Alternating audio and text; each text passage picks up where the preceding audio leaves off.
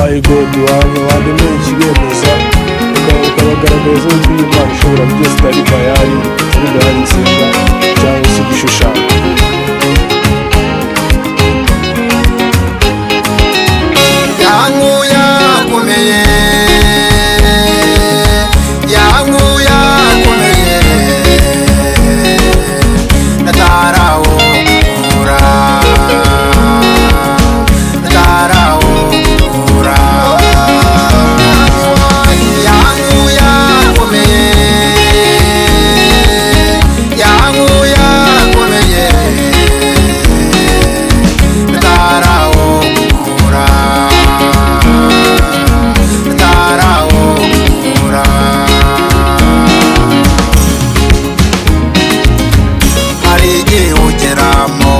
abakubonye bose bakakumisha ijambo Imana iri guhaye bose barumvira.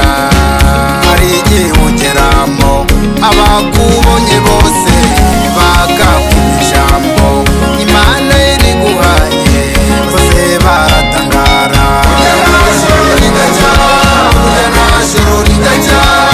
Hari umuntu nijoro bwaca impundu zikavuga.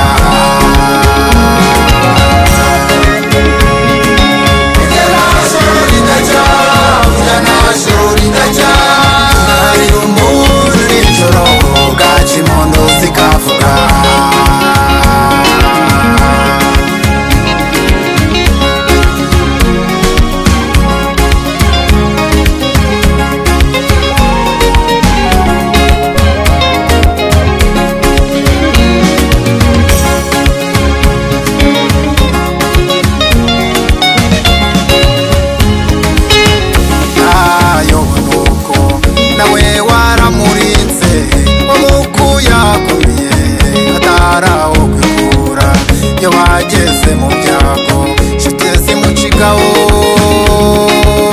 ibyo yari afite byose abibura bireba. Umugore wa Yobu maze aramushungera amubwira amagambo inkuru y'incamugongo. Iyo Mana ukorera wayiretse ukipfira dore ntagisigaye.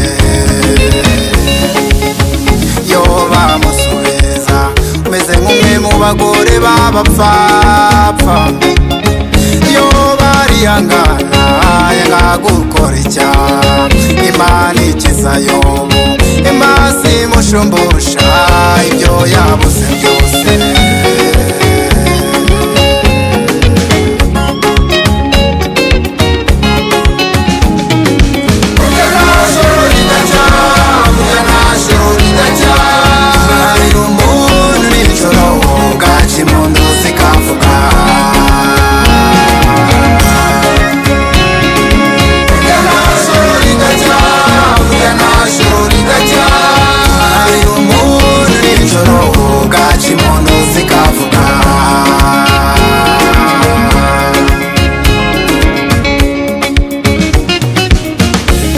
Dawidi nuko nawe waramurinze wamukuye akomeye atarawo kwikura.